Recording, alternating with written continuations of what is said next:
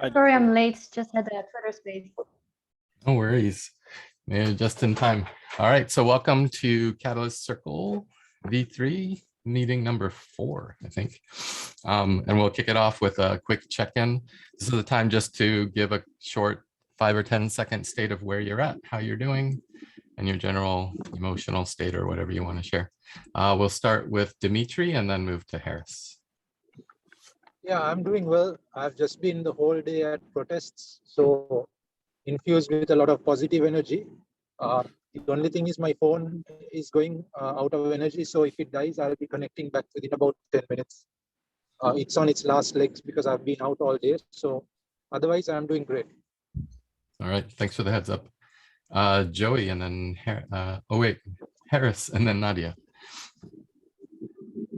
Yeah, no, I definitely feeling quite busy. Definitely several long days. Really just trying to get through a lot of different things in planning and efforts. But still super excited. Still happy to be doing this every single day. But it can be exhausting for sure. Thanks, Nadia, and then Joey. I'm thrilled because it is spring in Philadelphia, and that somehow just makes everything easier.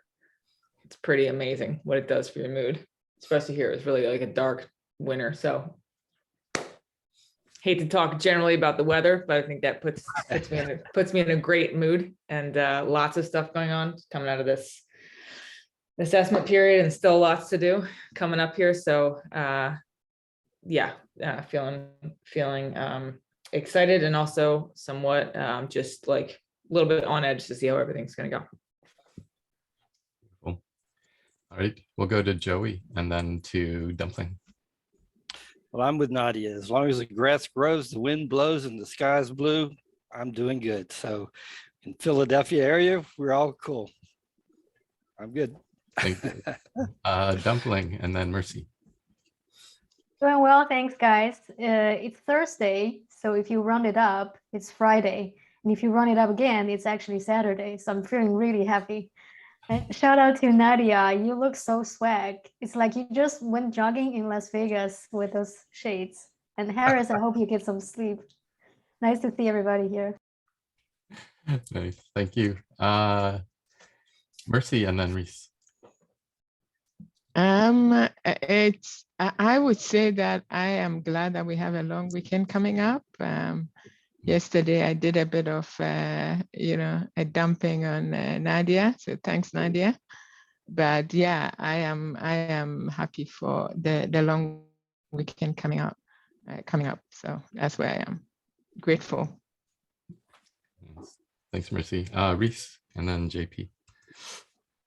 Yeah, I'm doing really well, guys. Just, everything's good. Never really had much to complain about, so everything's happy.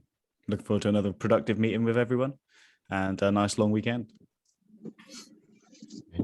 JP. Yeah, doing okay. Happy to be here. Like I said before, some people got here double booked, so I'm in 2 meetings right now at the same time. But this will be my focus to taking notes. Happy to be here. Definitely need a 4-day long weekend. Don't let the other meeting hear you. They're gonna get hurt. No, they're on mute, but I can hear them. Yeah, anyway, happy to be here. Thanks, guys. Thanks. I'm doing pretty good too.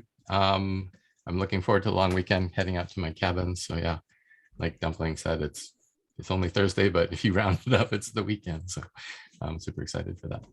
All right, let's jump in. I'm gonna share my screen so we can see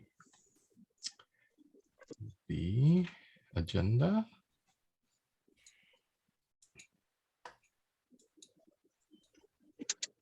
And sorry for the delay. My computer is rather slow because I just installed Daedalus Flight and it's taking up all my resources as it loads the blockchain. All right, so we've done our welcome check-ins. Any announcements, any quick things that people want to mention that other people should be aware of that are coming up or anything? All right, if not, we can jump into the agenda revision. So we have a number of topics here We have the first one is clarification on fund budget denomination from Fund 9 will be an ADA.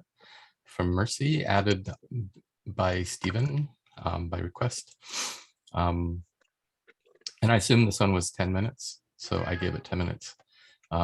If that's okay, Mercy. And then we have Thanks.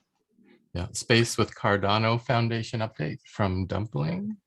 Can I clarify? So that's the estimated start time in the meeting? Is that the idea? Or is Yeah, that the duration of? just so that it's easier to know if we're over time or not. Okay. So yeah, this should be like 45 minutes into the meeting, 55 minutes into the meeting. And then we have how can we help the Cardano Foundation? And then next steps, an approach for code of conduct by Harris. Overview of the communication subcircle formation framework with some slides. Who added this one? Just so that we know who to call on to drive it. And then circle involvement in F8 process improvement. Yeah, that's me too. Sorry. No worries. All right, so that's the agenda. Anything else that we want to add or subtract or question before we get started or change the order of? For once, we're not going right up to the end, so we have a bit of buffer as well, which is kind of nice. All right, that's it. Then we'll jump in. Let's go to the GitHub board. Actually, before we hit the board itself, I just wanted to call out that based on audit circle feedback and QA DAO feedback, we updated the wording a little bit about the go around. So the reporting is now worded, which issues were worked on since the last meeting and what has your community brought up? Were there any decisions made since the last meeting that should be reported? This used to say, which issues did you work on? And it was brought up that the tracked issues should be, you should be reporting on the community and what the community is talking about and doing and saying, and not just yourself, since you represent the community. So that it was reworded this way so that it helps kind of reframe it to, from a personal what did I do to what did we do for the community that you're representing. And that goes for all of these, like for the enabling and the intention. So which issues will you work on before the next meeting? What are the next steps to work with your community? Or what next steps will the community be taking? Okay, any questions on that? If not, we can jump into the board. Let me expand this a little bit. Okay, so we'll start with unassigned, just to make sure that we're looking at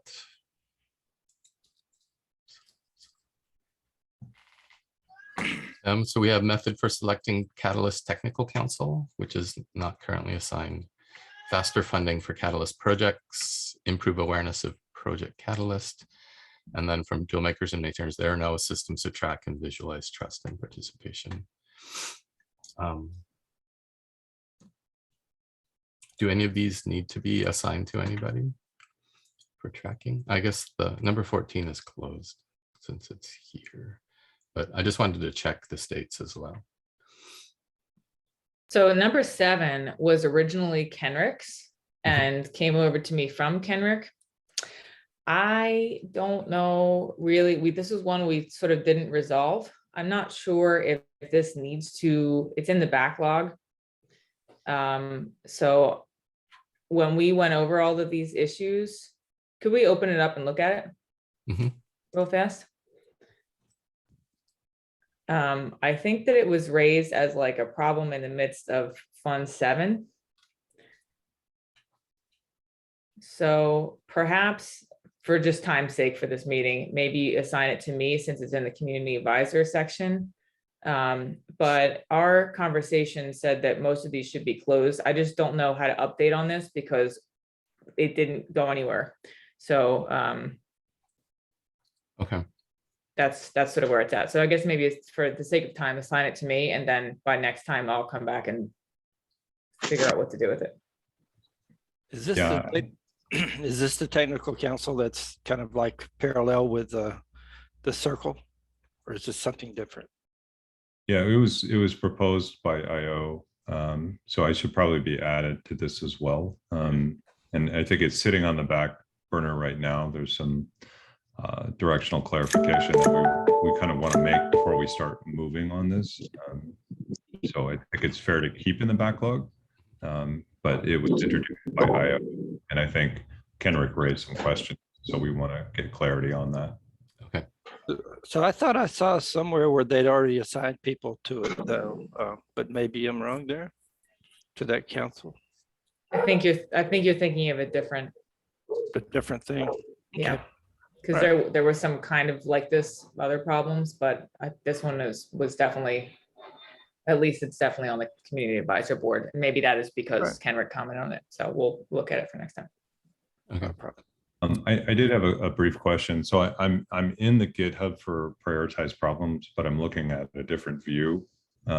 Is there a way to navigate to this view, or is this just a whole? Yeah. I know this is a new setup. Let me drop the link into chat. There you go. There's a second view. It's the same cards and tickets and everything.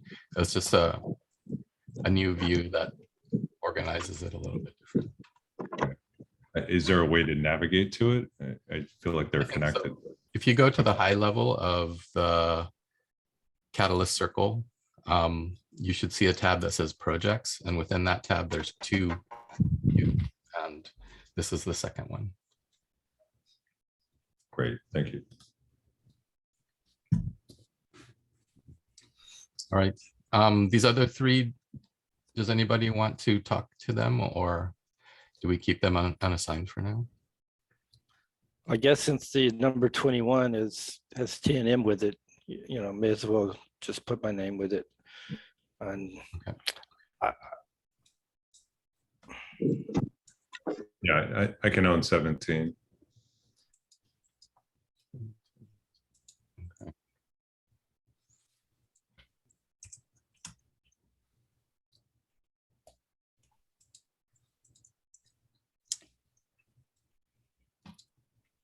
And then 14 seems to be signed off. Is that the proper state for this?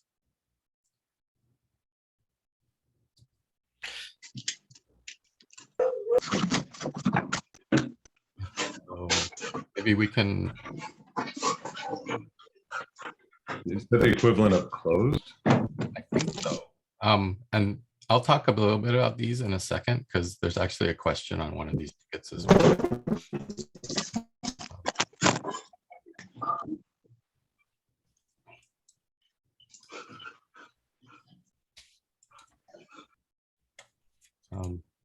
Not to change it.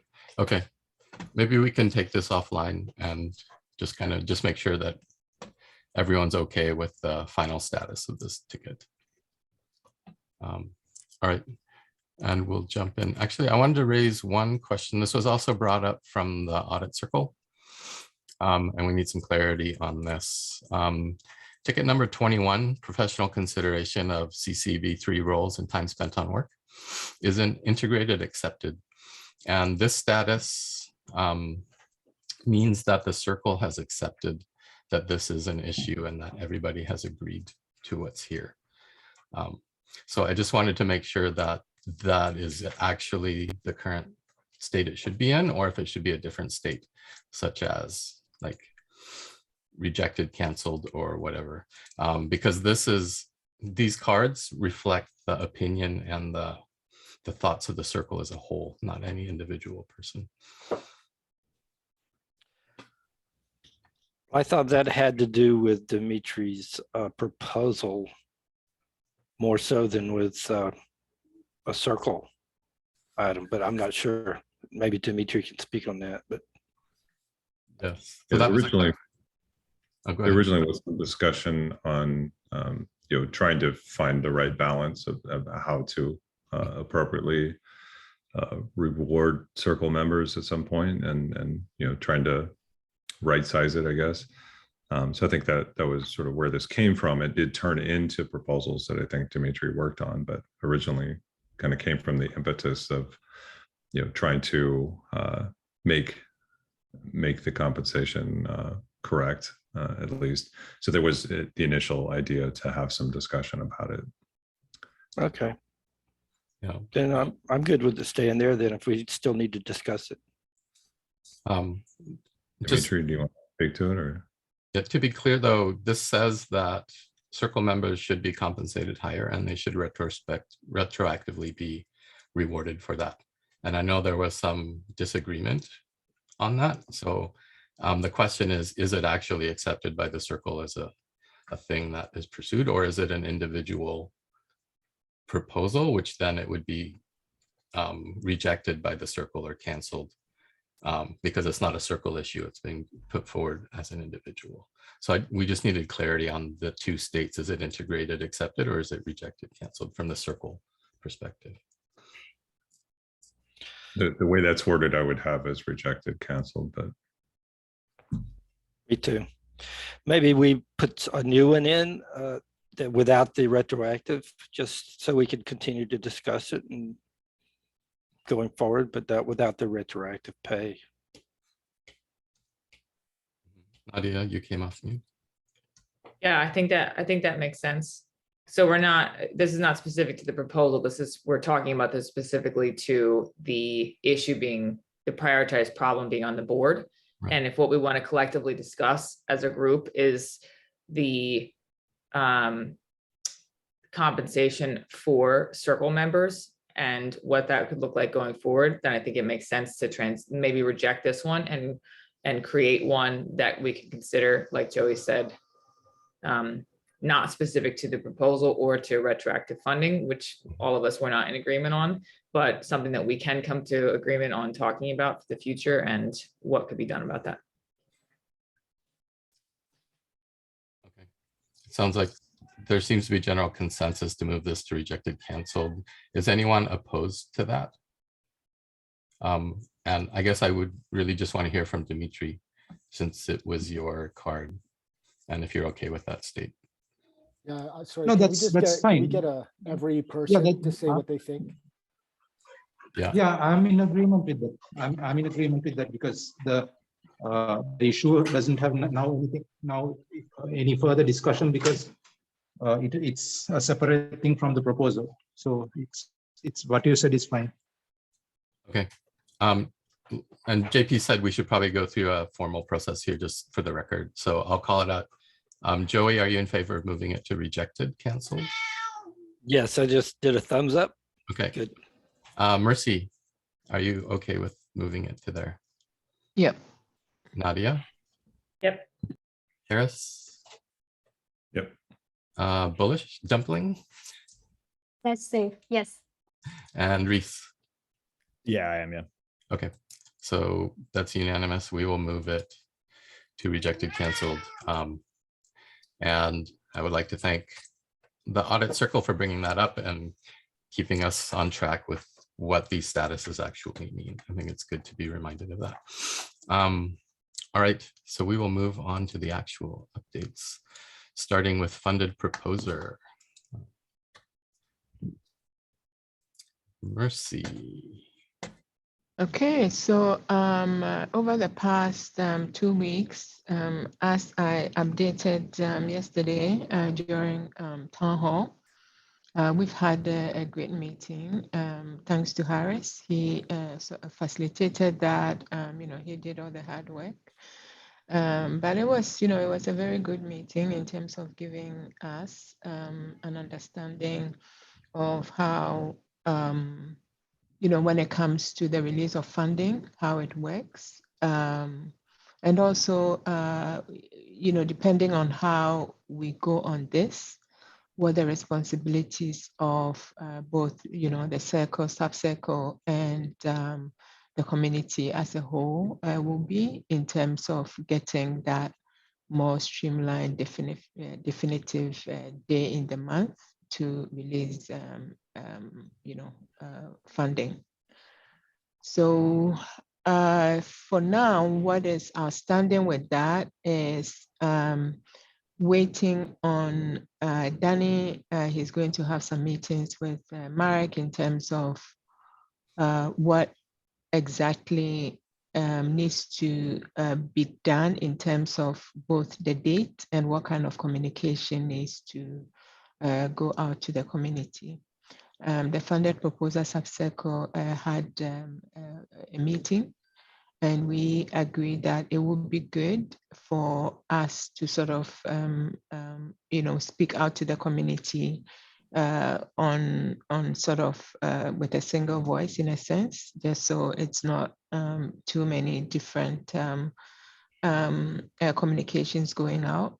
So a lot of some of these discussions are being captured thanks to Stephen into a Git book and the discussion. But in addition to that, we are thinking of coming out with a one-pager that clearly shows, how the more streamlined or predictable day for release of funding will go. And also, as I said, what we as a community need to do to make sure that that actually goes, to the best of our ability as possible for everyone, both IOG and the community. So that has been progress with that over the past 2 weeks. Over the next 2 weeks, hoping that we can wrap up on that and bring something back to the community. Any blockers? Not really. I wouldn't say that there are any blockers at this point. With that, we just sort of, it's a waiting. Maybe the blocker is sort of the workload from the sort of Danny and Marek's side, because they need to work on the voting app and, sort of upload all those information. So I'm thinking, and this is an assumption, but it's just a dependency because I am depending on them. Yeah, so that's sort of a possible blocker there. The second issue of achieve the first issue, sorry. So I just talked about issue number 5. So in terms of issue number 4, I think I will circle that back to Rhys during his update. In terms of what the latest, developments are. So that's for funded proposals. All right, thanks, Mercy. We can move now to community advisors, Nadia. Right, so I added 2 here. Where are they? You know what? I bet I didn't put prioritized problems on there. Shoot. Okay, well, could you come back to me? I'm gonna go to them on the board and then I'll make sure they populate. Could you just maybe give me one person? Sure. Let's go to general voters. Dimitri.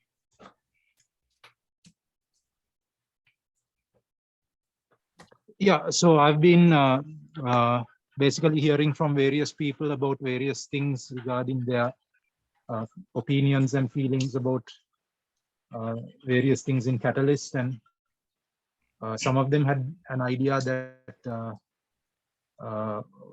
that the ADA holders, not ADA holders, that the circle reps had a lot more power than they already do, and so I had to talk to them about.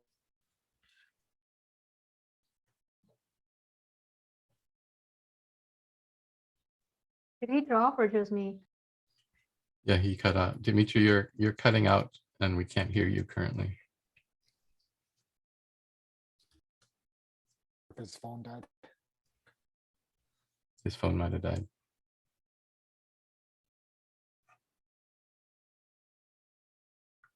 Although he's still connected to Zoom. Can you hear us, Dimitri?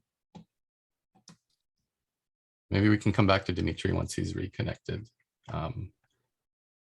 All right, just to keep moving forward, let's go to IOG next, and then we can come back and see if Dimitri's reconnected.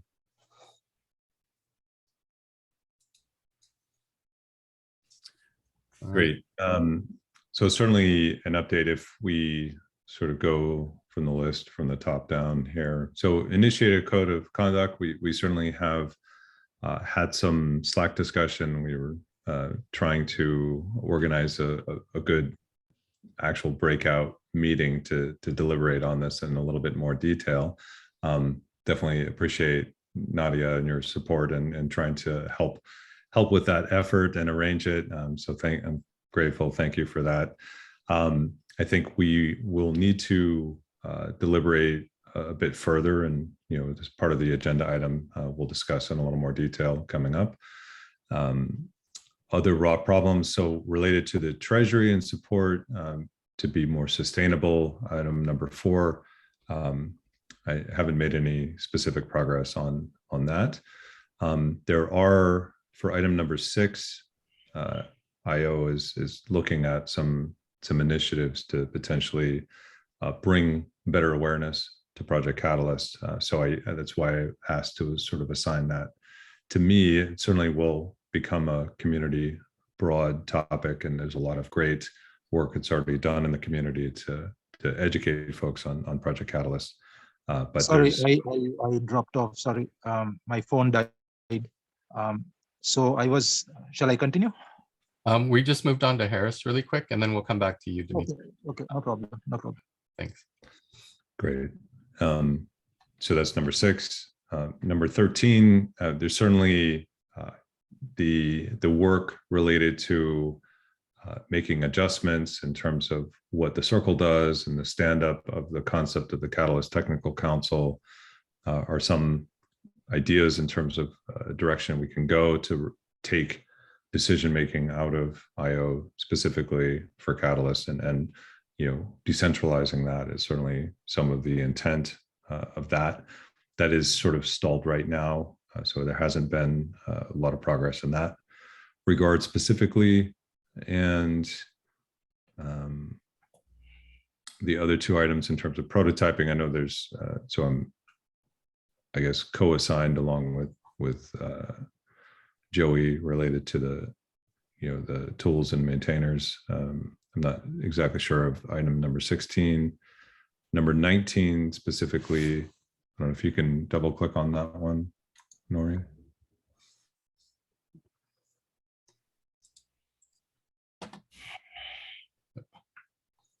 Apologies. Oh, Nori. Very slow. I might be able to do it as well.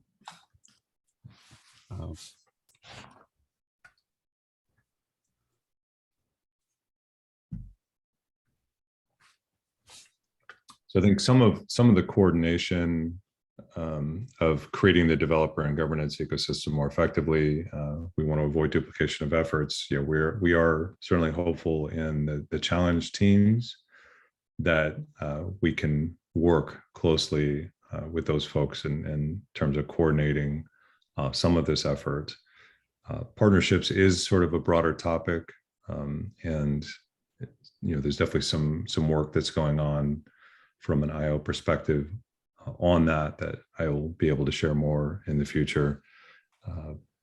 But I haven't taken any specific actions on this particular item recently. So that's the update from my side on IO. Thank you, Harris. And then we can go back to Dimitri and the generator builder. Yeah, what I was saying when the phone died was that I came across various misconceptions being held by people, which I had to address and kind of tell them that the circle reps don't have any decision-making power in terms of either things that they thought that we were able to decide on, nor about the proposals and having undue influence or favoritism when it comes to funding. So what I explained was that the voters are the one who decide, and we as circle reps have no say in any particular preferential treatment regarding funding. So like that, I was in various Twitter groups.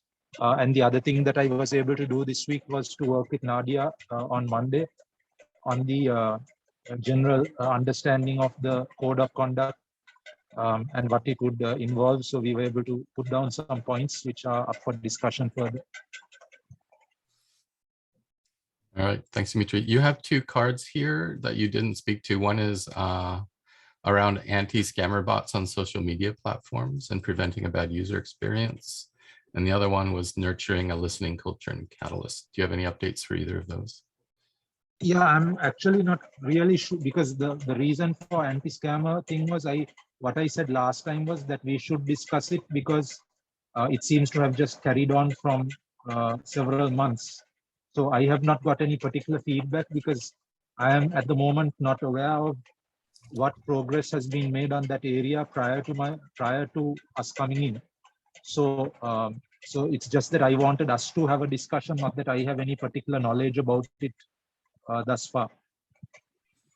So if it's something that we can as a group have a discussion about and see, or we can table it, or we can push it back to consideration, the previous level. That's all that my intention is, because I have no other knowledge about it. I just wanted to get some sort of traction going on it if possible. On the second matter, on the listening culture, it's still as it was last time, because I put down in detail certain feelings or thoughts that I had about that. So how we can move those forward and how we can address those things, and whether people agree with those, what can be done about those, that discussion we need to have it here collectively.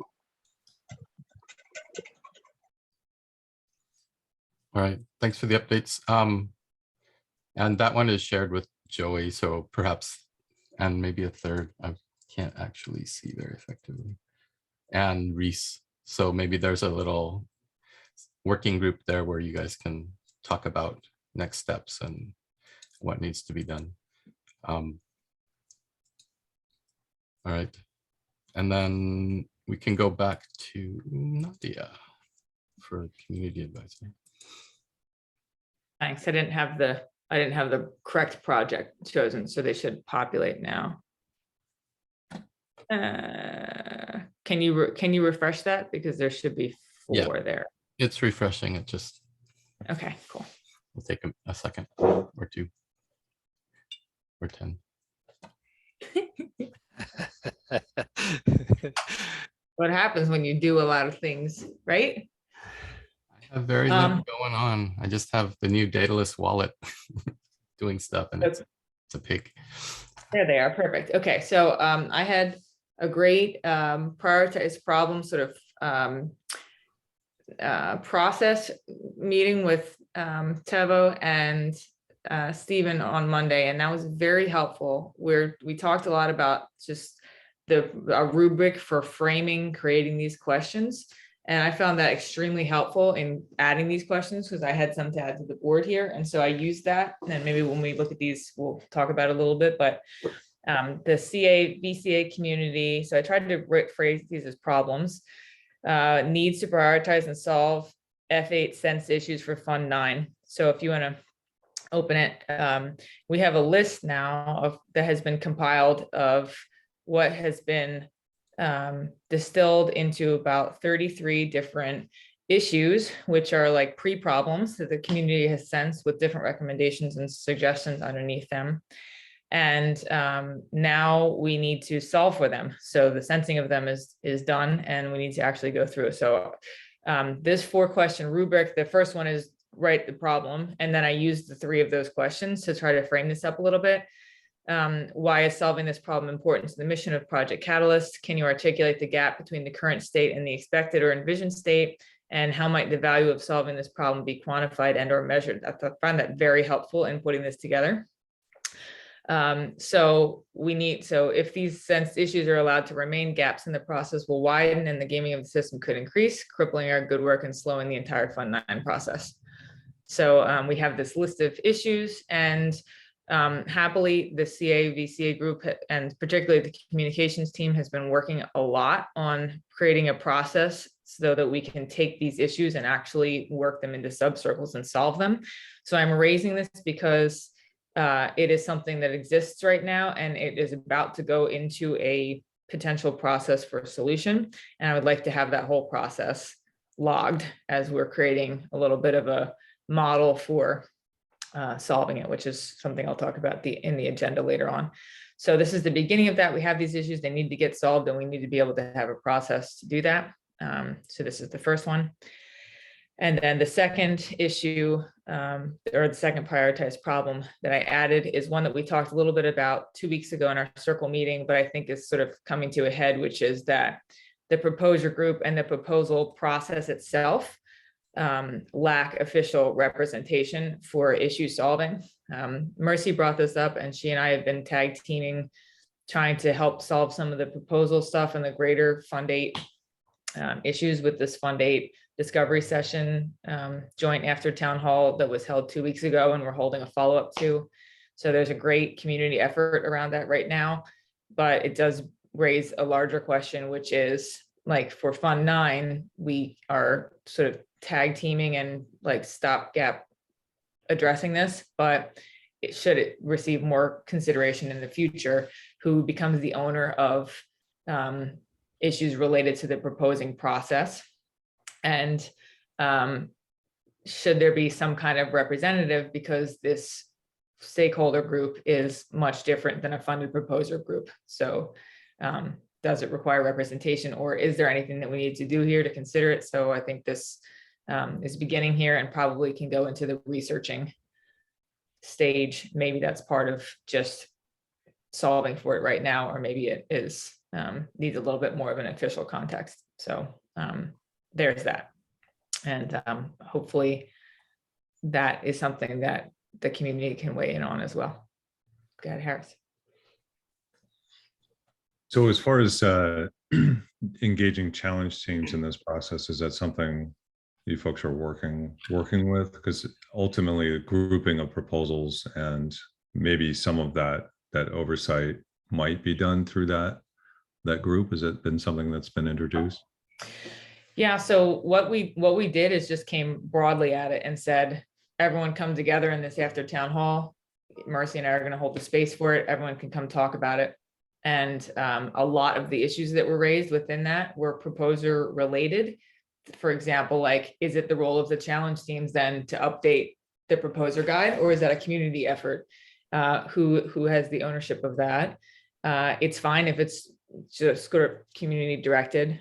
It could be challenge teams. What happens when proposers have, when we have questions like a lot of the questions that came up in Fund 8, which are things like, you know, how do we measure feasibility? Are there limits to how are teams displayed? What idea scale changes should be made to the proposing process so that the whole thing syncs together a lot better? So I think there's lots of solutions for this. I'm just recognizing that a lot of these, and I think Mercy would probably, I hope you'll weigh in here on this, Mercy, as well, but a lot of these things that were sensed have their origins in the proposal portion and then flow downstream and cause a lot of issues in the other areas. So it would be helpful to just start to think about this. And if some of those things should be addressed by challenge teams, certainly that's feasible that we have them in place. But we should get a sense of what the scope of those issues are and how we want to address them. Awesome. All right. Any other? I think that's probably it for me. Just as a follow-up to that, so we'll have that next Fund 8 sensing discovery session this coming after town hall. We'll do the same thing again, and that group has been has a document that's formed that is logging all of the things more broadly, and also has a thread in the Catalyst Swarm Discord channel. So that conversation has continued, although I think maybe will become somewhat more urgent as we approach the next fund. All right, thanks, Nadia. Next, we'll jump to toolmakers and maintainers, Joe.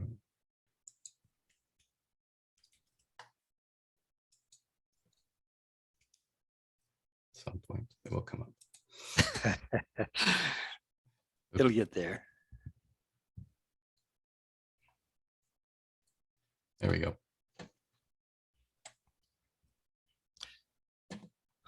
Okay.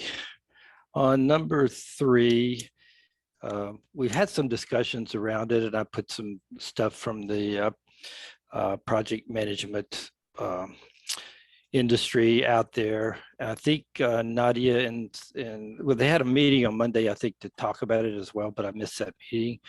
And I think, if I'm wrong, Nadia, out of that, you guys came up with a method to present some of this information to the community, or was that the code of conduct? That was part of the code of conduct, I think. So I don't know. We're working on that. We put the information out there. I think Nadia had some comments, and so did Stefan, but nothing has been resolved there yet. So on number 10, I think there's still a go-to for me to get with some of the people who are trying to create the some sort of token for trust, and I haven't been able to do that yet. And on the others, I really haven't had a chance to do anything with those. Some of them are still just community ideas. There's not any projects going on underneath them. The only one that I can really speak to is this number 18, and that's, I was just in an after town hall yesterday with George Lovegrove, and they do have a proposal in for some infrastructure analysis. So maybe something coming out of that's going to help with that. So I just want to get with George and kind of review what he's doing there a little bit better. And so the rest of it is just kind of like there. Feel like I've been running on a treadmill doing a lot of stuff, but nothing specific with these items. All right. Thanks, Joey. Dumpling for Cardano Foundation. Yes, so I think I only have one card, which is the communications gap so far. So during the last 2 weeks, I connected with the foundation, had a meeting with Jeremy and Alex from the foundation to hear what they would like to see and know in Catalyst Circle. I filled them in on what we do here at the Circle. I also had a meeting with a new partnership manager at Cardano Foundation to hear how I could assist him in connecting with the community and the projects, also in terms of Catalyst involvement. Definitely would plan to have more Twitter spaces for the communication. I'll be providing a platform for the community and for Cardano Foundation with a special focus on Catalyst and Catalyst Circle. What has the community brought up? So this is something I would like to discuss later in the 10 minutes agenda, but shortly put, I see a new issue or area of improvement that we can help. We can help with the community and we can help Cardano Foundation. Were any decisions made? No, there weren't any decision made. Anything blocking? Yes, I would like to have the discussion in the agreed agenda later. What will I work before the next meeting? I would like to, again, mention that in the consent agenda. Yes, that's my short update. Okay. And we have a lot of stuff coming up in the consent agenda on those topics. Thank you. All right, and Rhys for SPOs. Yeah, so for me, I don't think I have anything in the cards. I think I was attached to a couple of things. Oh, here we go. Perfect. So we'll start up in the bottom.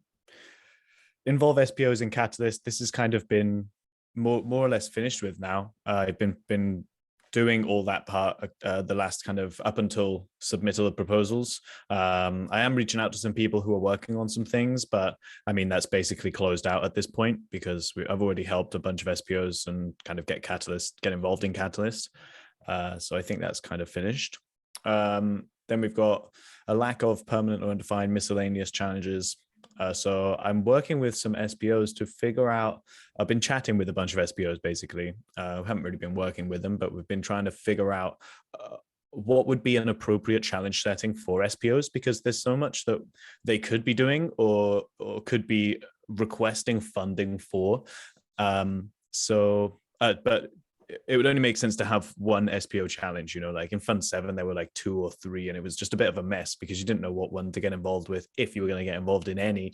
And they were kind of very loosely defined and it wasn't very structured. So yeah, so that's kind of in the process, having some discussions, which is good. Then we've got how to nurture a listening culture in Catalyst. I mean, that's what the circle's for. From my perspective, that's kind of what our role is, right? Is to provide that kind of to create that listening culture with our various communities. There were 2 other points.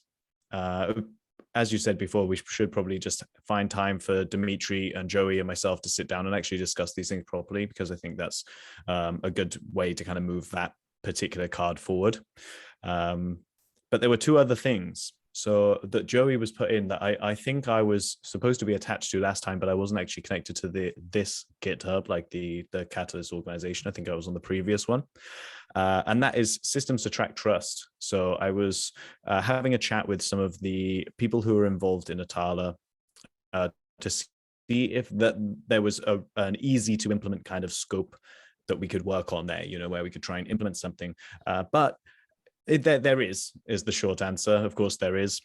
But I've recently come across Lido's tools that he's kind of been building, and he already has a kind of tracking system that is very good for kind of seeing what different CAs have been up to, what people have been proposing, and like a really good way of analyzing all the data from previous. So I think maybe I should just kind of get in touch with him to figure that out. And maybe that would be something that I could help Joey with, to kind of create that system for tracking trust within Catalyst. And the other thing is onboarding an intro to Catalyst. So I've been in touch with the Catalyst school. I had a meeting with TiVo today. I've been kind of thinking a lot about how we can create a better, or like a central hub for onboarding people into Catalyst. And I've been working with him to kind of get some documentation of some kind together, create a kind of plan and a scope of works for what would be needed for that. I think we've got quite a good idea on how we could put that forward. So I'm hoping that in probably by the next meeting, I could kind of present that to you guys and you can see what you think, because I'll be ready for some proper feedback from you as the Catalyst Circle for your input as well. So I don't know if we should put that down for maybe for the next meeting to actually have 10 minutes where I present that for you guys. But I think that would be a good time to actually do it properly. Was there anything else? Oh yeah, there was one other thing. So this might come up, sorry for going on a little long, but there's one other thing that's come up, which I've seen a lot in the last kind of 2 weeks since our previous discussions about people misinterpreting what our roles were in the circle. And what I found is that a lot of people are hearing different things off other members of the community who have nothing or very little to do with Catalyst, who are where things like information's getting tied, it's getting misinterpreted, it's getting blown up out of proportion. And I've had to join spaces and interrupt conversations multiple times in the last 2 weeks, where I've had to explain that what people don't understand what we are up to, and B, what involvement we've had in what happened with Dimitri. We've been, as a circle, been accused of doing things and trying to push Dimitri out, or try and do things like try and make Dimitri look like some villain or something like that, which I don't think any of us had. And I know from Dimitri personally saying to us, he doesn't think we have either. But yeah, there's been a lot of miscommunication within the community about what we're up to. And I think it's really important that we address that sooner rather than later, because otherwise these discussions are going to keep happening. And, the people who talk the loudest often are the ones who get heard, right? Which isn't necessarily the best way to show what we're actually doing. So just something to think about, and something that maybe we can address sooner rather than later. Thanks, Rhys. And I just wanted to circle back, since we did it for the other one. This one, the SPOs involved in Catalyst are currently in the state integrated accepted. And I just want to make sure that we have enough data here, and that the outcomes of this are clear to the circle, so that everyone can agree that from a circle perspective that this is integrated, accepted. So I'm just wondering, do we need a little more detail on this card on what was done and how it was resolved? And is it ready to be moved into a closed state that everyone can agree on? Yeah, sorry, actually seeing this just quickly. So I spoke with Rebecca from IOG, who has been helping Ben with the community calls. And we have the option to do a breakout room for SPOs, but we haven't been able to actually coordinate to figure that out yet. So maybe on the next one, we'll be able to actually do that properly. When I spoke to her before, she let me come in and chat. But in the last one, we didn't have time to kind of coordinate that. However, what I do want to say, what I do want to do is try and have in the next, after town hall, have a breakout room there. I know I can easily just organize that. So I'll just have it on record here on our call that we're going to get that done. And then I'll start doing them as well. Okay. And my question is, should this be in one of the closed states, or should we reopen it so that if there's still stuff going on? And then one suggestion I might have is Nadia has a really great format that she's introduced in her 2 new cards around, like, what's the gap, what's the problem statement, what does success look like? And maybe if we can reframe these that way, it's easier to tell when we get to a done state. Nadia. Yeah, that rubric has its origins in governance now. So that was introduced by Stephen as a method, and I just found it helpful because sometimes framing a question is really complicated, and figuring out what to do about it is hard to do. You understand it, but so I will put that mirror board in here so that you guys can see it, and maybe that's just a good beginning. It has the questions there, but it gives you a sense of context and what happens as a result of it. So just like a organizational rubric. Yeah, I actually agree that maybe I should format this in this way. So what I'll do is we'll leave it here for now. I'll fill in the details so that I can report properly back in the next meeting, and then we can actually address whether or not to sign it off. But with a bit more information, because at the minute it's just been responding to a Trello card that was initially put in and doesn't really show any of the work that I've done to address it, right? Okay, so is it okay to put it back into in progress, and then we can close it off next time if you do all that? Yeah, perfect. I'll put the link to this in the chat, and maybe JP, it could be added to the agenda so people could see it if they wanted to. Awesome. Thanks, Nadia. Yeah, I think that'll be really helpful to get some mechanism around these cards that we can all kind of work towards using them in a really effective way, the way the board has been designed. All right, I think that takes us through our board. Any other things that people want to bring up, Harris? Yeah, I just added an item just to kind of get us thinking about the concept of defining the process for CCv4 elections. That is something I think we need to start tracking and come up with a plan. I think some of the intent is that we would actually formalize that in designing a challenge for each seat and potentially doing an election as a vote for individual people that would be nominated as a proposal almost. And so that's a suggestion for a method of doing the next round of elections. We have a little bit of time, but I think we need to start thinking about it. And so I added it to the problem backlog. Great. All right. Are there others that would want to participate in that? Or I don't know if I labeled it correctly, but. Yeah. Would we actually have time to implement that for Fund 9? Because wouldn't we need to have already put those challenges in to go to vote now, or do you mean to put them in for the next round of funding? Yeah, in theory, we did kind of miss that window. So it's something we need to consider and discuss on how we approach it. All right, well, let's get the ball rolling on that then. Yeah, Anybody else aside from Harris want to be working on that? It seems I like would something like to work on I'll be working on. No. Yeah, probably all of us have to work on it, but Everybody, Yeah. yeah. definitely Okay. me. We'll leave Harris there to be the driver, but have the circle work on it. Yeah, I think that's an everyone problem, isn't it? Yeah. Yeah, it's in our charter of activities that we do. So we say Maybe So does that mean that the okay, so one issue was if it's going in as a proposal and it hasn't gone in at Fund 9, how will that be managed? My second question would be, does it mean that the people, whoever is running for it, have to be known right now, let's to say 3 months before or whatever, so that they will do some sort of a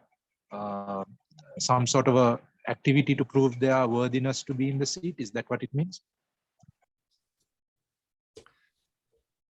Yeah, so potentially it could be that a challenge is created, and then as proposals are made, then people are sort of self-nominating themselves into that. So it probably deserves its own agenda item that we can put on next time. But I just noticed that it wasn't on the backlog, so I just wanted to add it. thanks, Harris. And yeah, we probably shouldn't talk about the solutions for that here. We can move that to next week or the week after. All right. Let's leave the prioritized problem board and come back to the agenda.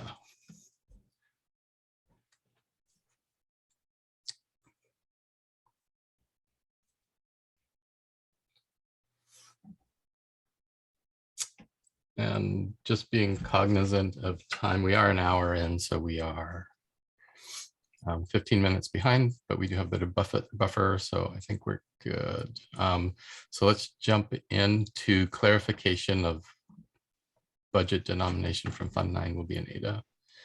Mercy.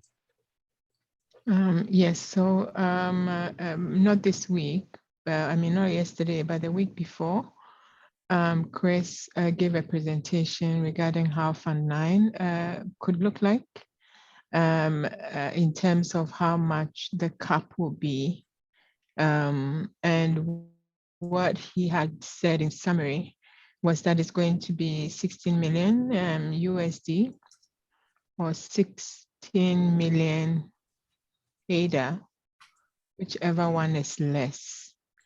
Following that, there has been some discussions in the community. I myself have talked to a few people, and everybody has sort of a different understanding what that means.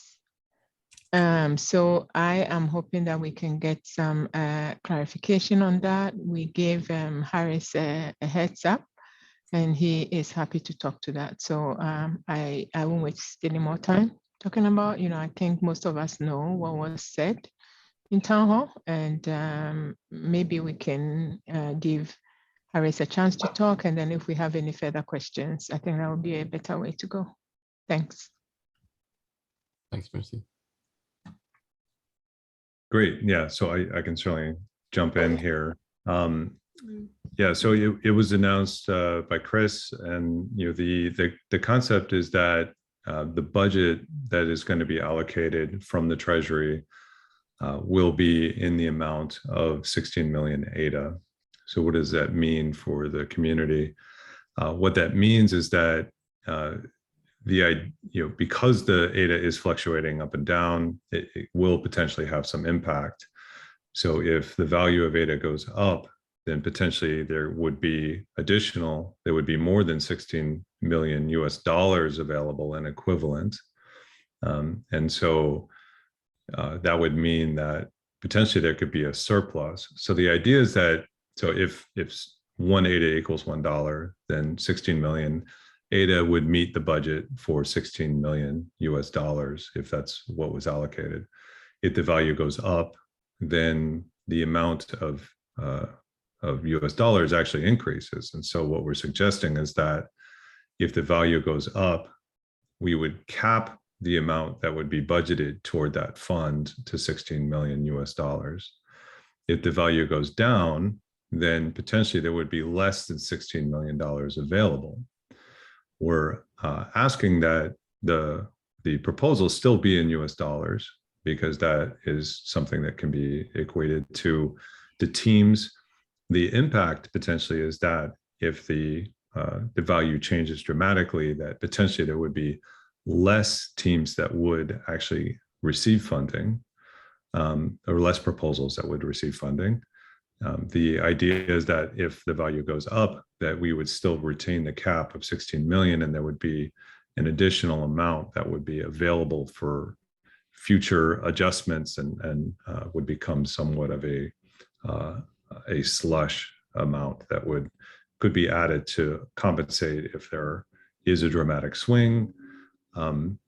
Potentially, if there is dramatic changes in what's happening, we can certainly readdress and investigate, if we can do some, make additional treasury requests to get additional funds. But the idea is that it's sort of a budgetary sort of thing, and the intent is that if you need a certain amount for your team, for your proposal, that you're able to get that, and that, okay, I've made the request for that in US dollars, and you will get that in US dollars, that equivalent at the time of a translation. So ultimately, our objective is to try to get us into a state where we have some type of stable coin or some kind of stable environment. But we are looking to try to sort of increase our responsibility in the treasury. It also, by placing a cap in general, is going to allow us to slow down a little bit and not double in size. And so that's certainly something where we really want to take time and breathe. We're actually looking at trying to build a little bit more time in starting the next fund, to make sure that we're having our systems and processes in place, and stabilize that feedback loop kind of in general. So we want to make sure that proposers can still plan effectively, put those proposals in US dollars, but at the time of the actual allocation, depending on the votes, we have a current process in place in terms of addressing how much funds are left, how much is available for that next proposal that scored the next highest. And so there's a process in place of doing that systematically and openly, and we share those results with the community. But certainly happy to take any questions, but I don't know if that clarifies the open questions that were there, Mercy, but happy to take further questions on that. Joey? Yeah, so let's say I'm a funded proposal, and let's say I have $1,000 in my proposal for marketing. If ADA goes above let's say that was dollar for dollar when I put in the proposal, but let's say it goes $1.25, I still get $1,000 in my fund for my marketing. Let's say it goes down to 50 cents. Do I still get $1,000 in my fund for marketing, or do I get less than $1,000? You would get the $1,000 as a funded proposer. So again, there's a couple points of conversion, right? So we'll start with the ADA as the original denomination. We want to honor your $1,000 request, and so at the time of funding, there is a conversion that takes place that says, okay, we need to give Joey $1,000. His proposal won. He's in the list and will be funded. And so there's a conversion that happens that says, okay, at this moment in time, $1,000 equals this much ADA, and that's the amount that you would receive. And so then it is confusing, because it is an ADA when we send it to you, and you can then convert it to US dollars if you want to, or you could leave it in ADA and take it along for the ride. But we certainly would love us to all be thinking in ADA at some point soon, but we know that there is a dependency as you're writing these proposals to make sure that that if you need $1,000 to budget and that's how much it costs in US dollars to implement, that you're getting that amount. So that is important, that we're not throwing throwing that wild adjustment on your lap. Does that answer your question, Joy? Yeah, I think so. I guess my concern was that if you'd proposed for 1,000 and ADA went down and you only got 800, that would be a problem. But if you're still going to get 1,000 no matter what, that's good. You can budget for that. Yeah, great. Mercy.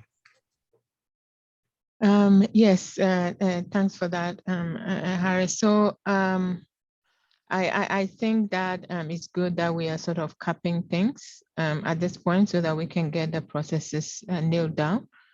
But I'm wondering, so the points of conversion, I think that is where the issue is. And I think that maybe if we can get more clarification on what the points or where the points of conversion is or how many there are, then maybe that can, bring a bit more clarity, because right now what I'm hearing is that one major point of conversion will be when the voting is done for Fund 9 and monies need to be disbursed. So if at that point, say like Joey is saying, it's 50 cents, right? Say to ADA. Then what happens is that less projects will get funded. Is that correct? That's correct. Right. Okay. Is there any other points of conversion, or this is the one and only one? So since we're receiving from the Treasury and ADA, there's no conversion point there. There previously was, and so that actually smooths that piece and makes it dependable and understandable how much of the Treasury is being allocated for the purpose of Catalyst. And so that we receive in ADA now and sits in ADA and stays there. And so the point of conversion really is at the time of funding. Right. Okay, so hypothetically, right? I ask for 1,000. Let's just stay with what Joey example is. I am not going to get the whole 1,000 ADA. Say, okay, let's assume that at that point, when Fund 9 finishes, funding is going out, ADA is 1-to-1, right? Because I'm not going to get the whole ADA at that point, unless we're going to change things. But at this point, we know that it comes out in tranches. Does it mean that the 1,000 is allocated to, say, this marketing budget, and then divided into 3 accordingly? Or when funding is going to go out for the next tranche, there is another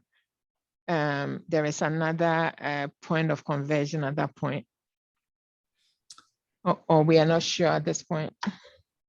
So again, to be clear, the proposal is asked for in US dollars, right? So it's $1,000, right? And in general, we have an initial tranche, and then there, ideally, depending on the size and scope of each individual proposal, will be divided maybe evenly over the duration that's requested, so that there will be these releases. And there is conversion at those points as well, but the intent is that you are made whole to receive the full $1,000 depending on those tranches. And so that's the idea, is that you ask for 1,000, you'll get $1,000, and it depends on the time of distribution.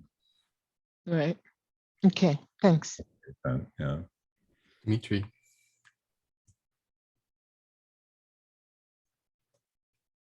Okay, so as it stands now, if you ask for $1,000 and ADA had gone up to $2, we'll get only 500 ADA. And if ADA had gone down to 50 cents, we would get 2,000 ADA. So the amount of ADA that we get would be flexible. Now, as I understand it, I may be wrong. If you're releasing ADA, then you'll get the $1,000 depending on how much of the exchange rate is. So if it's gone to say 50 cents, you'll get 2,000 ADA. But then is that the exchange rate that remains? Because one of the statements was made was there will be 16 million ADA.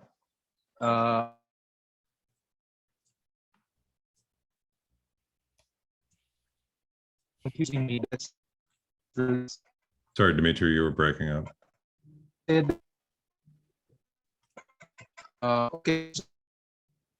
$16. I'm sorry, we can't hear the question, Dimitri. Yeah, you're breaking up really badly, Dimitri. Can you put it in chat? Yeah, that could be helpful. But maybe I caught most of it, and I have a similar question because I understand the conversion points and in tranches, and the desire is still to make the proposers whole in their US budget amounts. However, if that is the case and the price of ADA goes down versus the US dollar over time, then the amount of total ADA needed to be paid out at each of those tranches will go up, which exceed the 16 million cap. That's right. So how is that situation handled? I think that's the big question right there. Is it capped? Because it would require more ADA than the 16 million if ADA keeps going down. That's true.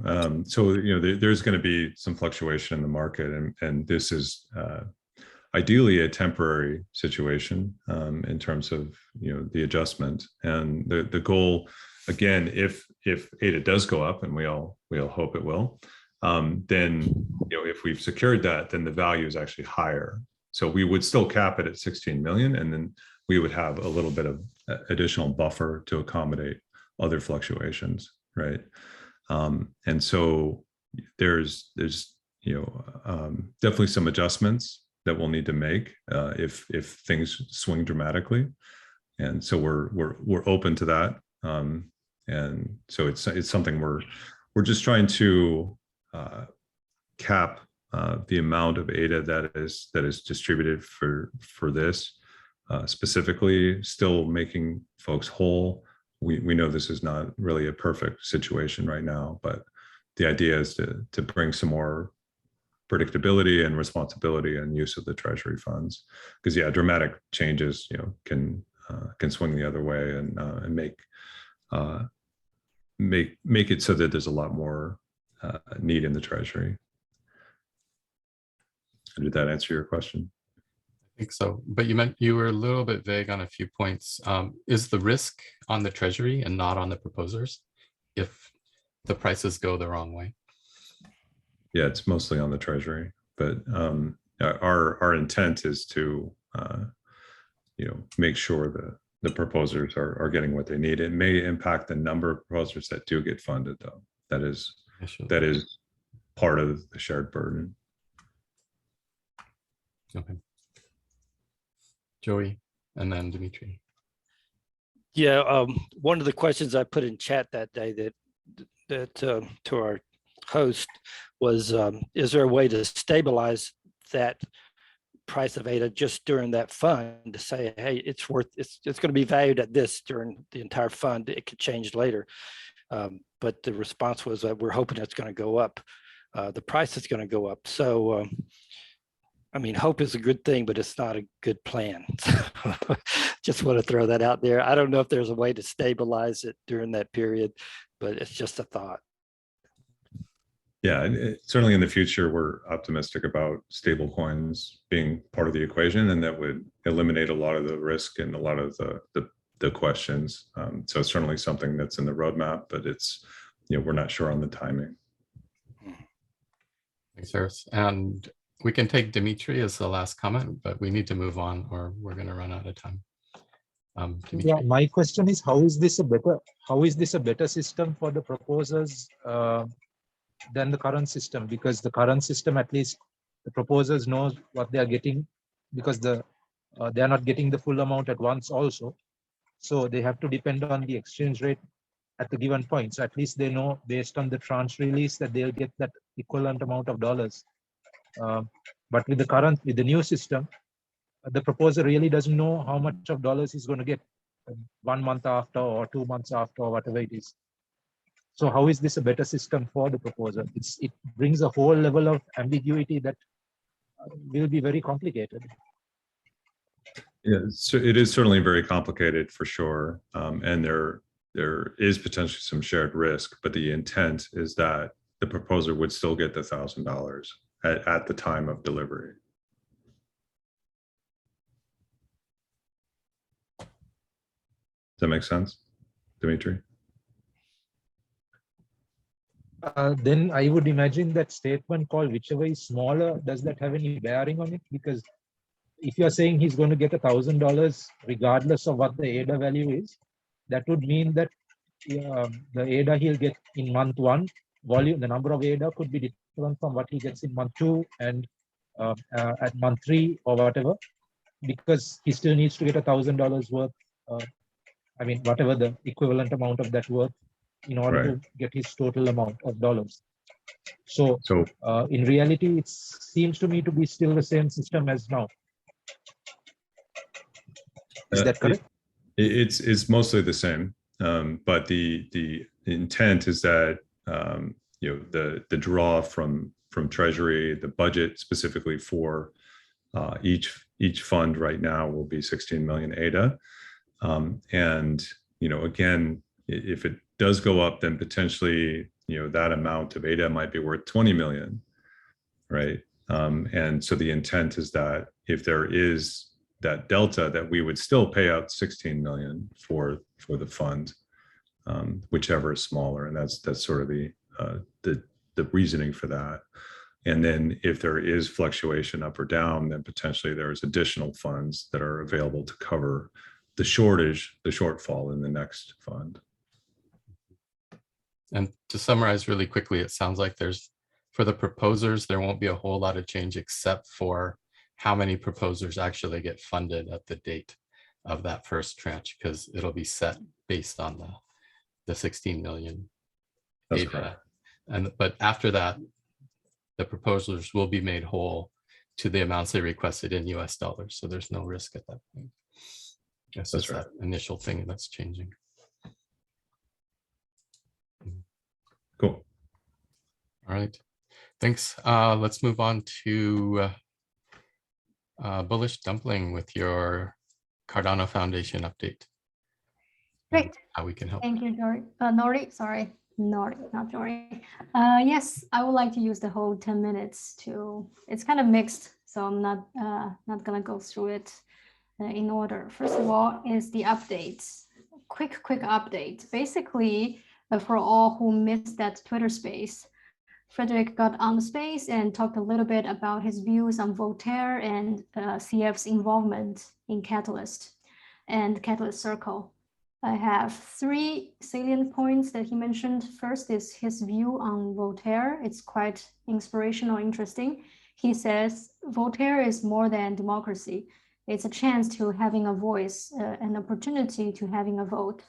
I think that was very well said. We need to cherish this opportunity as voters, as community advisors, as representatives, as also this is not only a privilege, but also a responsibility for all of us here and all of us in the community to learn about Catalyst, to be involved. Secondly, is about CF's future plans on involvement in Catalyst. So he touched just a little bit on what they plan to do. Certainly getting more involved in voting on challenge settings, but there was no plan or foreseeable plan for CF to be voting on actual proposals. So that definitely calmed many people's minds. He touched a little bit on the vote delegation, but couldn't say too much because IOG is mainly driving this DREPS, delegated voting program. So that's about what Fred brought up in the space. He will definitely like to come back again in the future to talk more to the community with a focus on Catalyst Circle. He was also asked about the question why we need a Cardano Foundation rep in the circle. So that was a really good question. He took a while to answer that. I think the too long didn't read version is we currently have it because we're still exploring what this rep can do. But he's not saying that we definitely need to have a rep moving forward into the future. If people feel the rep is not needed, then we don't need it. But I hope I will be needed on the space. So thanks for listening to the update. I would like to pivot a little bit to how we can help the Cardano Foundation in Circle 3. So during the last few weeks, I've been racking my brains how we can get CF involved, because through my calls and discussions with him, it's not very clear what CF thinks they could be involved with in the Catalyst Circle. So I guess it's very much up to me and up to us here to sort of brainstorm. So if you have any suggestions about how you see CF could be involved and you see how I could help them, help the community, feel free to drop me a DM. With that said, I do have one idea that I would like to share with you. Cardano Foundation has this ambassador program. As many of you know, a lot of community members have successfully applied to become the ambassadors. But from what I hear in the community, many people are getting increasingly unhappy because the selection criteria for the ambassadorship is a bit strange according to their sentiment. Take one example, Hero Pool. He is a single pool operator. He has been doing a lot in terms of education, hosting spaces, helping people. But when he applied, he was rejected because the foundation basically told him that we are saturated in terms of the English content producers. So he was rejected on that ground.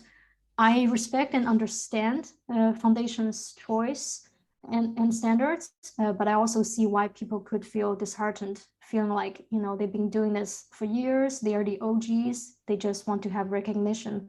It's not about the money for them, and they are not given the recognition. So I think as a foundation rep, what I can do is, first of all, share this with you so it's on your radar, and second of all, maybe figure out a way to recognize these people without really, you know, changing or shifting the foundation's own standards. If the foundation is flexible, of course, that would be best. But if they have this kind of set rule that they are not willing to change, then I think maybe we can design a recognition system just for people to feel that they are heard, they're seen, they are appreciated. So that's maybe my second card in Catalyst Circle. Wanted to share this with you and also to hear your opinions. That's my quick update. Before we go into a quick discussion, I would like to say that there are going to be 2 Twitter spaces that I host. Both also involve our reps here. On 21st of April, I'm hosting a space for founded proposers to share their writing experience, getting votes. So Mercy will be there. So thanks, Mercy, for agreeing to join. Rhys, you're also invited. On 26th, I'm hosting an important space for Circle 3, Circle version 3 representatives and admins. You're all welcome to join. I know that Mercy and Rhys will join that space, but Harris and Joey and everybody else, feel free to join as well. I'm going to open this platform for the Circle 3 version 3 reps to tell the community what we do, our involvements, also the issue that Rhys mentioned earlier, very important one, we need to set the record straight. People need to understand what we actually are involved in and what not. Having this two-way conversation is very helpful. So that's a call to action. If you guys want to join, that's the first space I'm hosting on 26th of April. That's it. Now, if you have questions and comments, welcome. All right, Rhys. And you are muted, by the way. Yeah, sorry, I was just trying to unmute everywhere. Yeah, I completely agree that there's been like a very, just because it's hard to coordinate between all of us, right? It is difficult because we're all over the place. geographically, I mean. The lack of damage control has created more of an issue, basically. And so I think this space is just a great way to kind of address that and talk about these kinds of things. Loads of people turn up to Dumpling space, so it's the perfect place to it's the perfect platform to use as a way to communicate directly with the community and answer questions. And I think that just if anyone is available to come and join that, then they should really try to, because it'll help a lot with the sentiment about us, which is, it's crazy that that's up for discussion, but it is. And so it needs to be addressed sooner rather than later, in my opinion.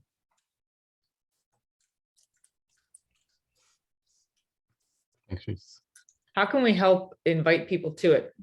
Should we channels, or what's the best way for us to continue to help you spread the word to get people there? So you already have the date and time. I'll repeat it. It's the 26th of April. The time is 3 p.m. UTC. I can't really share a link because you can only have one link for one space, and I have spaces in between. So I can't really schedule the link yet. But for now, you can already tell people on that day and at that time, there's a space for Catalyst Circle 3. If they want to really grill us, asking questions or join, they can join. Great.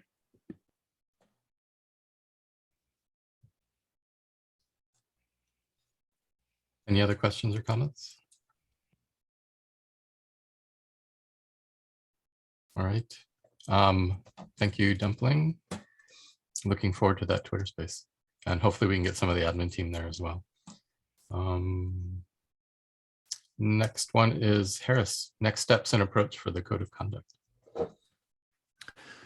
Great. I just wanted to spend a little bit of time here on what we should do for next steps. I know we made some attempts to try to coordinate a time to talk.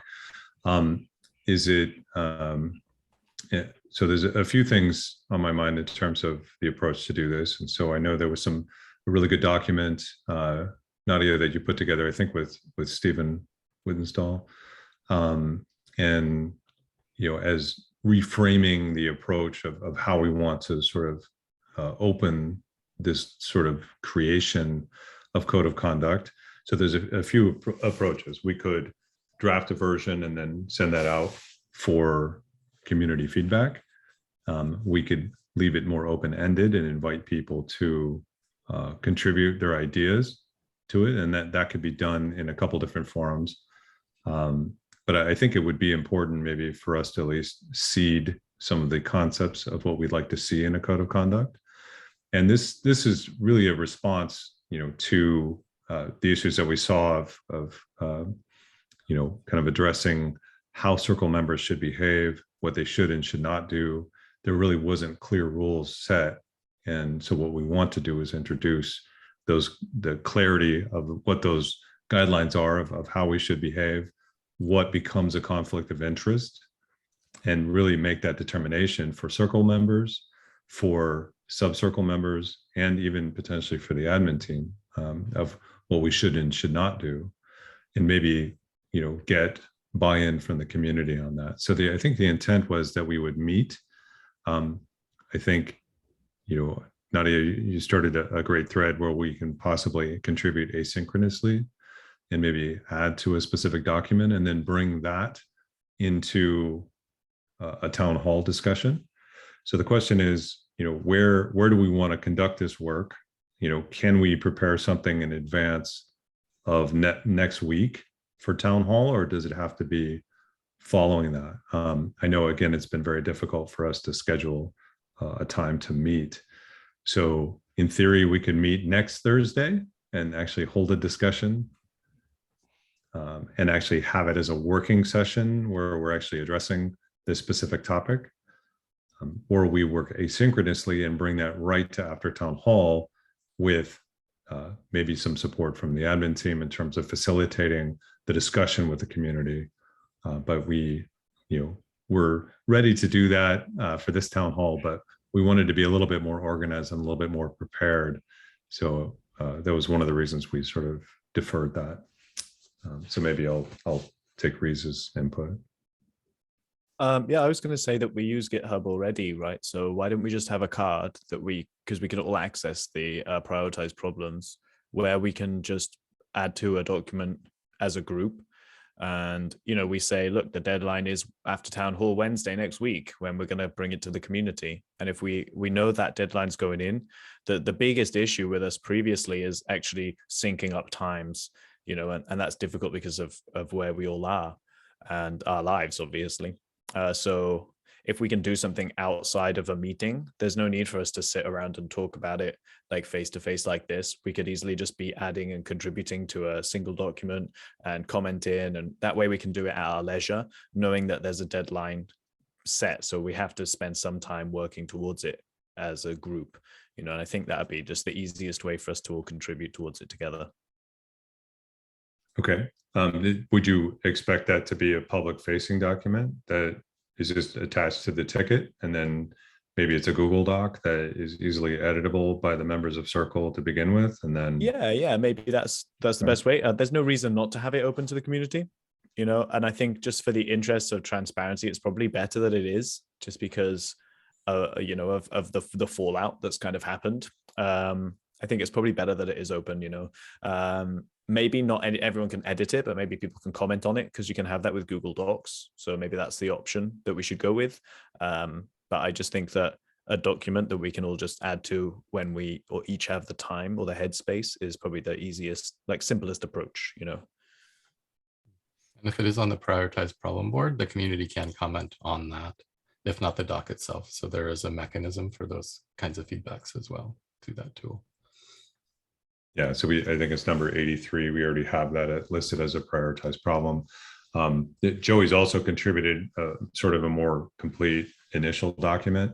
I think the danger is that it becomes a little prescriptive too much, and presenting a complete document where we want to suss out the ideas, and then we can formalize that into a more complete document is sort of, I think, my thoughts on an approach, but I'll open it to the circle. Nadia. I agree with the async meeting and contributing.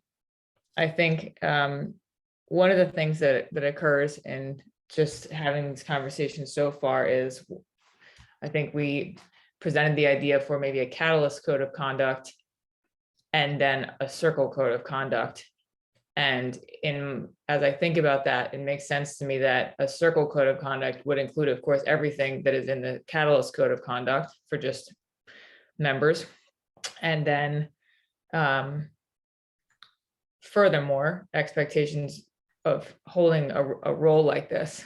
And I feel strongly that this should be a community designed document that perhaps our contribution is helping to frame. So we are from the sensing standpoint, we're hearing that there's an issue, we're helping to frame the need for the issue, and then we're helping to frame how people can contribute to it, because to everyone's point about there being a lot of misunderstandings fundamentally about what the circle does, but then also specific to different conversations and issues that have happened over this fund, and to people's different levels of understanding of what goes in a code of conduct. I do think that some framing of it is very helpful. Maybe the rubric or something like that could be used to help guide the discussion, so that we have something in place that people can sort of use as a framework, rather than opening it up very broadly. And perhaps I think a couple of things are really missing. Is one of the things is where are the guardrails and the boundaries, right? I think Harris, you put one of Tevo's comments in this code of conduct initial questions document that we started, which is like, how do people raise issues? How do people, what's considered a conduct transgression? How does someone raise it? What are the components that should be in this code of conduct? And how do we prevent it from becoming, a set of rules that needs to be, broad enough that people are open to being able to contribute, but also prevent people from coming to harm in whatever way that gets defined. So I'll put this conversational document in here. Maybe it's helpful, or maybe we can find something specific, but I do think we need a starting point, and we need to frame the things so that we're able to have a conversation that ends up being productive rather than ping pong. Yeah, just for the record, Thibaut's comment was actually Nori's quote. So just to give credit to Nori on sort of that statement, Thibaut suggested that in town hall. But anyway, yeah, I agree. Framing is really important, because we don't want to take 6 months to develop this document. We need to address, and part of the impetus of this is to address what is right, what is wrong, and have that clear definition for the community, specifically for the circle. I completely agree. I think that there is a parallel in terms of the Catalyst community code, and we need to sort of think about how we prioritize that. Are we really wanting to tackle that bigger piece first and then kind of come into the circle? My feeling is we don't want to take too long. We need to get this done quickly. Joey, you're up next. Yeah. So I think we should look at it as a living document that's going to mold and change over time. All I did was I took something from the SHRM, which is a human resource organization. That's all they do. And I took what the community had and I just kind of compiled it together. So if we're going to work on that piece, version control, if you go make a comment, just put the date you made the comment or something on it, so we have version control there. And as far as I'd always kind of was curious about that portion of the circle's responsibilities, the red line, determining when a red line is crossed, because I never could quite define that in my head, what that meant, but maybe this will help. This process will help that as well. So version control is really what I wanted to comment about if we're going to do this. Dimitri, and then Harris. Yeah, so Nadia and I we spent about 1.5 hours on Monday putting together a fairly comprehensive starting point. So that can be used as a starting point as well, since we went into a lot of areas where the code of conduct can be looked at. And one of the other things that we discussed was that it should not be something that's done in a rush, but it should be something that that all members of the community have the ability to look at and comment. And I would say not only on the Wednesday town hall, but it should be open for multiple town halls over several weeks, so that people at every town hall and those who don't come for a particular meeting, say next week or whatever, do have the ability to look at, do turn up. Also for the so as Joy said, it could be a living document. And also the third thing is that the Catalyst code of conduct and the Circle code of conduct should evolve at the same time. That's my feeling on that. Thanks, Dimitri. Harris. Yeah, no, it sounds like we all want to move swiftly and asynchronously. So let's make that decision. As far as that initial document, should we propose to use Nadia's and Dimitri's document as the shared document with the community? Is that, would the circle agree to that? I don't think that's in that document is simply the 4 rubric questions and an initial conversation. I think we need something that says our aim is to produce a code of conduct that will serve the community. Like we need to say, this is what the purpose of this is, because when the thing goes around, people will be like, that's a skeleton. I think it needs like, here's what the plan is, here's what we're doing, here's why, here's how you can contribute, like a 1-page frame for it, and then let people have it, but not just like, what do you guys think about a code of conduct, and let people have a free for all. So we need to give it a little bit of direction. That's all that I'm saying. It could be that as a beginning, because that rubric is about writing a problem and envisioning what will happen when the problem is solved. So I'm just saying it needs a little bit of something to guide it. And maybe a goal could be that we all look at that and contribute it and get it prepared so that it could start going out by X date within the next 5 to 7 days. And then we can go to different town halls like Dimitri is saying, and like was agreed upon here in the chat. But I think we should have a little bit of, let's make some deadlines that we can share with the community, so that there's an understanding that it's really a priority for us and that we can give people a way to contribute to it, so that it's a community kind of driven effort. So great. No, I highly agree with what you're saying. So as far as getting that initial framing document complete, is that something we want in a working session next Thursday, or is that something that we want to try to do asynchronously? And who would work on it?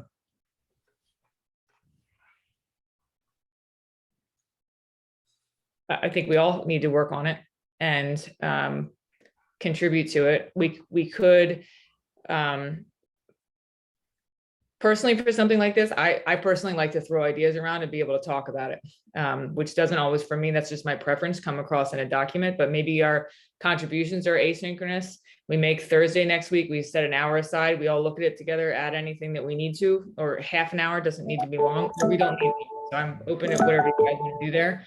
But I think maybe if we make next Thursday our deadline for having something complete, and then we can send it out, and then following that, we could have an after town hall as a group the following week, and we could make that week the week that we're coming together. And then as the beginning, we can start saying like, okay, people will have this meeting as reference. We're gonna start making this document. It'll be done by this date. We'll have this after town hall this date.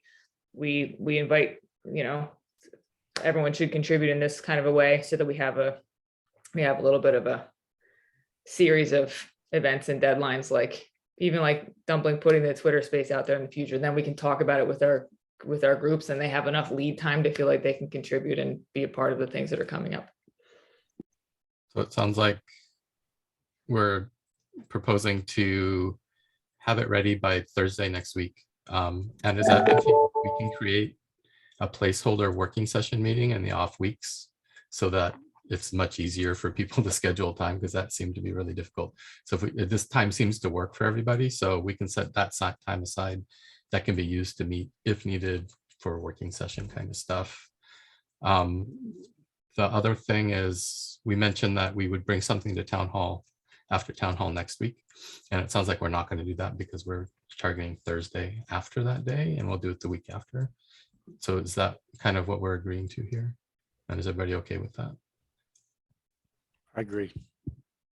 Yeah, I agree. The way I positioned it in the slide in my update, I was not specific to next week, because it was unclear when we would have that. So I think we're okay to convene, organize, and then bring it to after town hall when we're prepared to lead that. All right. And it sounds like everyone's okay working on that document asynchronously until Thursday, and then have a meeting to just go over it. Okay. Can we agree that all the members will participate in that? Yeah, I will. All right. Dumpling, Mercy. How about Dumpling and Dimitri? Yeah, I've given my thoughts, so I would need, I mean, what more I can put to that, I'm not sure until I see what other people have, and then I can add what I think about those things and give feedback. But everything that I can think of thus far, I've shared with Nadia on that initial document. Right. And Dumpling, are you okay with that? Yep. All right. Awesome. We have 10 minutes left, 8 minutes left. And I want to make sure Nadia had some time for her 2 sections, if you want to jump in. I will go so fast. So as I mentioned, this is both kind of one thing. So we had this, the CAVCA group has this pretty extensive issues solving list. And we're going to try out this communication subcircle formation framework. And I just thought it would be helpful maybe to share it. It's a model that got developed over the past maybe 2 months. And pretty much what happens is we created a Discord server for the group, and Scott R. and the communications team have built a bunch of tools that sync together, so that We can populate our GitHub repo, use a tool called dwork, which is going to actually be the holder of the problems to create problem and project workflow.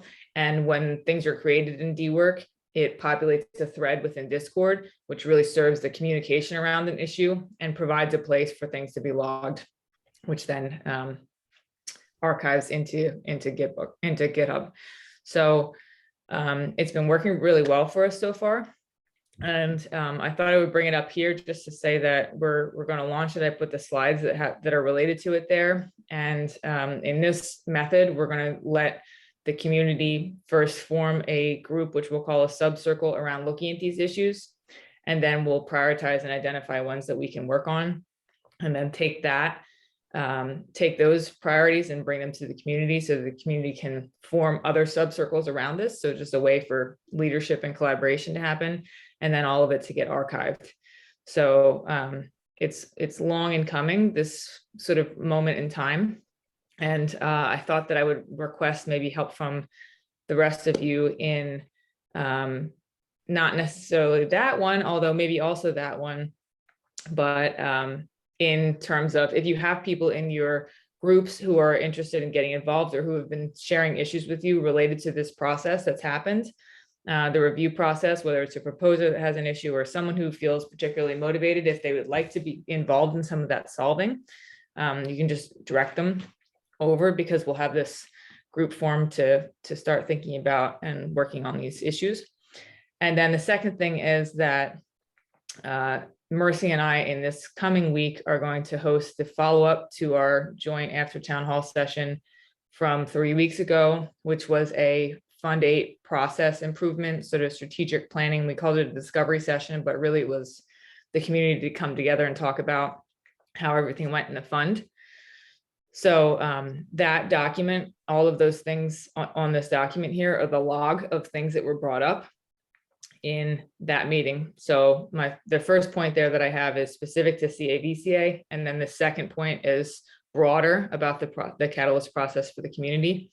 And that document can be shared as well, because what we're looking for is people to add comments and say, I noticed this happened, this should be fixed.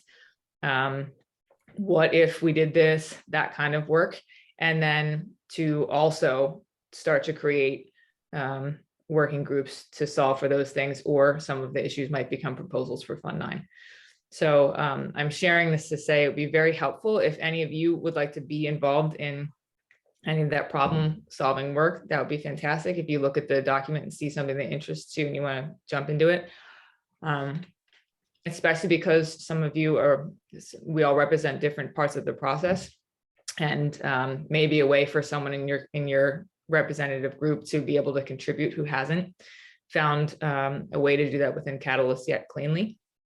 And then second, to just share this out and say this is happening. And if you guys want to look at this, add to it, or be involved in the helping of working on it, that would be fantastic.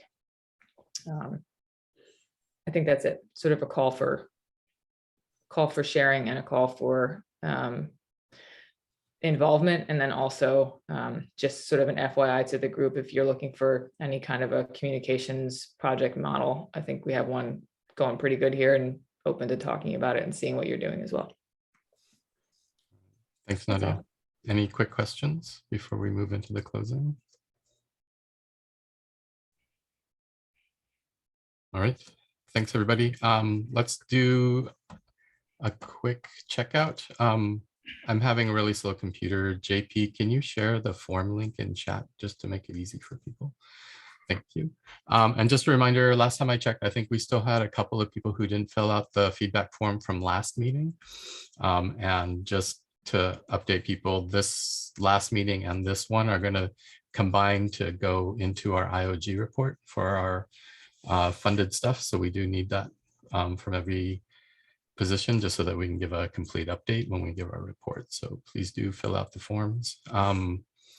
And then we can get into the closing remarks. Let's do it in Zoom order. We'll start with Dimitri and then go to Harris. Let me go a bit later, if you don't mind. And again, checkout is just where you're at, how things went, how you're feeling. And then, yeah, so Oh, okay. Harris. Yeah, right.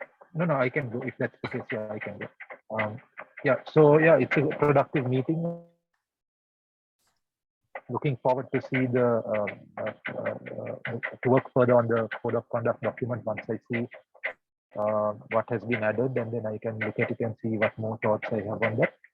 Also, I will continue to educate people against their misinformation or no clarity about what the circle can and cannot do, because people are still fairly in the dark about that. So that is what I plan on doing for the next 2 weeks, apart from the document. Dimitri, Harris, and then Nadia. Great. Yeah, I know every single town hall we mention what our role is and what we do. So I guess we need to echo that slide around in more places to maybe add some clarity.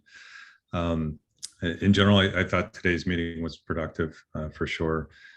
I think I'm glad we're addressing the issues on the prioritized problems and being the team that is listening and trapping those issues and ideally working toward resolution. So I'm grateful that we're working in that vein, and I think we're making some great progress as a team. So grateful to be working with everyone here. So feeling optimistic.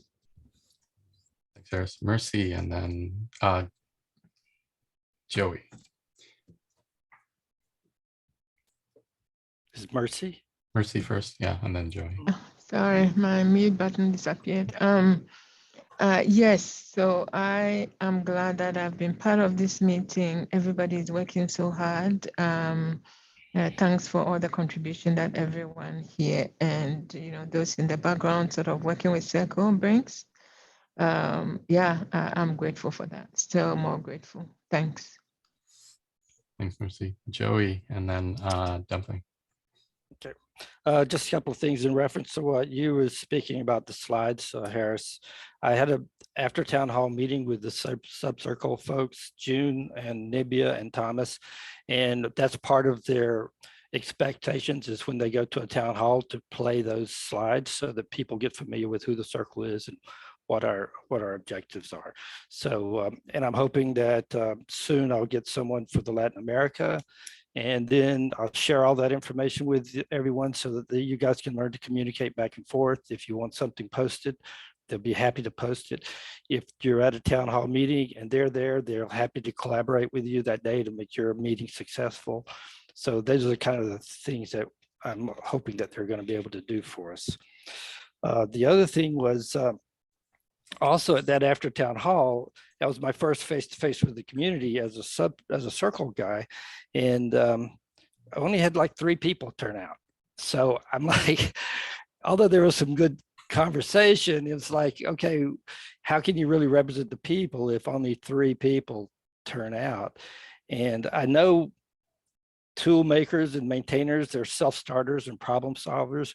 They're not going to wait on the circle to solve their problems. They're going to, I know there's a lot of them out there. So I have to figure out a way to actually reach out to them, because I know they're all busy and they're out there doing projects. Because when I pop into different town halls or other Telegram meetings or whatever, there's people working on things, but getting them to stop and come to a after town hall is quite the challenge. And lastly, I just want to circle back to the code of ethics. That for me, it's not so important what we use as far as what we end up with. The document that I got came from an organization that's all they do is human resources. So I used that as a template, and I would hope that everybody would at least read through that, because I've worked with computer systems and I've worked with people, and people are a lot more complex than computers. Computers, you can tell them turn on or off. People, there's a whole gray area, and it's very complex, and these people have done nothing but study that. So we may end up with a totally different document. You may cut and paste, or you may start something new, but please just review it, just so you have aware of what a code of conduct looks like officially from one of these human resource people. So that's all. Thank you. All right. Thanks, Joey. And then Dumpling and then Rhys. Thanks for a very productive meeting. I learned a lot from all of you today. Thank you for keeping this meeting organized, the admin team. Look forward to connecting you with the community and clarifying things. Rhys and then JP. Yeah, everything's good my end. I appreciate everyone taking the time. Nice productive meeting. It's nice that we're making some more steps forward. I mean, it just seems to be the general sentiment. We're all kind of working really hard, and it's really good to see. Nice positive environment. Thanks, JP. Yep, feeling good. Thanks. Happy to be here. Happy to be taking minutes. Look forward to the code of conduct discussion next week. All right. Thanks, everybody. I thought it was a good meeting too. Thanks for all your participation and your passion for all this. And I really appreciate the professionalism and all the effort you're bringing. So thanks. And we'll set up a meeting for next week just to have a working session for the Thursday. And we'll make it a standing meeting so it'll be easier to schedule things moving forward if needed. And yeah, so thanks for attending today and look forward to the async work and seeing you soon. Thanks, everybody. Thank you. Have a good Thank you. weekend. Bye-bye. Bye, guys. Cheers, guys. Thank you.